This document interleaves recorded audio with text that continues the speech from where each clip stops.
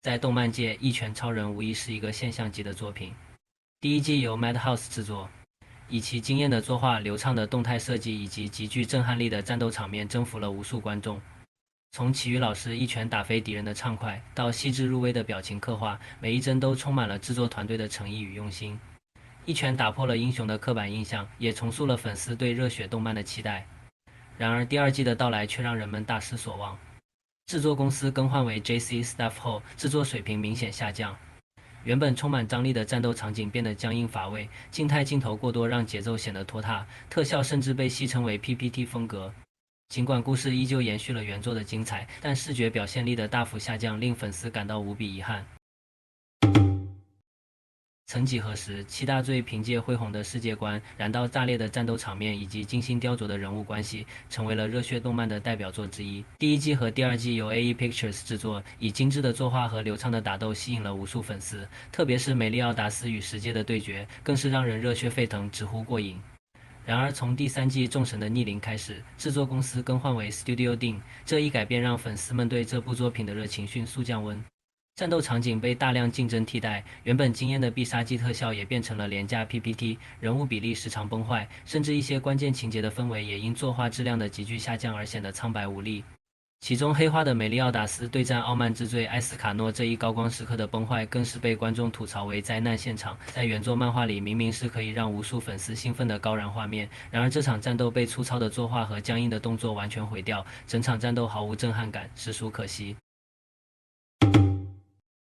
作为一部在悬疑与心理博弈中脱颖而出的黑马，《约定的梦幻岛》第一季曾以其烧脑的情节、紧张的氛围和精美的作画震撼了无数观众。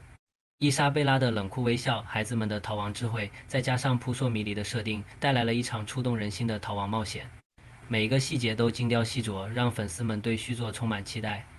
然而，第二季的到来却仿佛打碎了所有的幻想。动画制作团队对原作漫画内容的大幅度魔改，原作中大量的重要情节被删减，完全被跳过。原本充满深度的反乌托邦故事急速简化，情节发展宛如快进。原本细腻的智谋较量被牺牲，粉丝们期待已久的高潮部分被直接讲完。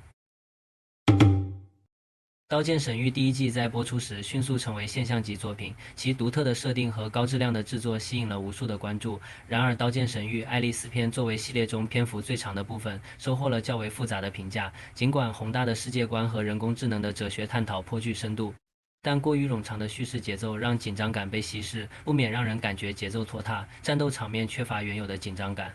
此外，主角同人的存在感在爱丽丝篇较弱，角色塑造被指有些工具化。虽然作画和配乐的表现依然保持较高水准，但主要大家还是对剧情节奏和角色表现的不满，使爱丽丝篇的口碑参差不齐。东京喰种第四季主要被诟病的是叙事节奏过快，大量关键情节被压缩或删减，导致观众感到叙事混乱，重要的情感铺垫和角色转变缺乏充分展现，加上作画质量下降，综合的表演确实难以让粉丝满意。从第一季的巅峰到最终章的仓促收场，第四季的表现确实让这一经典系列充满了遗憾。蓝色监狱第二季自2024年10月开播以来，未能延续第一季的高水准，令众多粉丝失望。第一季借助上届世界杯的热潮和出色的人物设计，积累了大量人气，但第二季却因过多的静止画面和生硬的3D 人物模型，被批评为缺乏运动作品应有的动态表现，观感如同观看 PPT。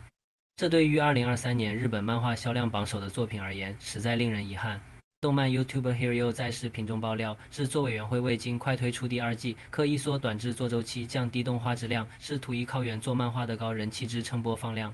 这一策略导致动画品质下滑，未能满足观众期待。《兽娘动物园2》绝对是令喜欢这个 IP 的无数粉丝唏嘘不已的作品。第一季还是季度霸权番，2年之后却沦为了万人唾弃的续作。为主要的原因还是二季的动画一改第一季人类主角与动物朋友平等交流的主题，开始注重强调人类主角在整个冒险队伍中的特殊地位。例如在《兽娘2》第9话，奋不顾身为了保护主角咕噜噜而倒在地上的家犬，浑身上下都是伤，而这个时候我们的主角在做什么呢？竟然看都不看一眼，这些设定完全就是在把第一季里人与兽娘是平等的，大家是朋友的设定几乎全部推翻，把人类和兽娘们完全区分开，兽娘们就等同于家畜。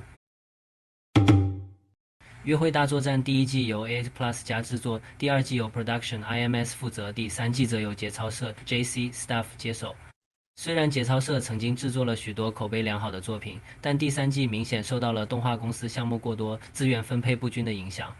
制作质量受比前两季显得简约且粗糙，人物设计和神情表现不如前作精致，甚至出现了无数的惨不忍睹的崩坏画面，这导致不少网友嘲讽称其为"崩坏大作战"。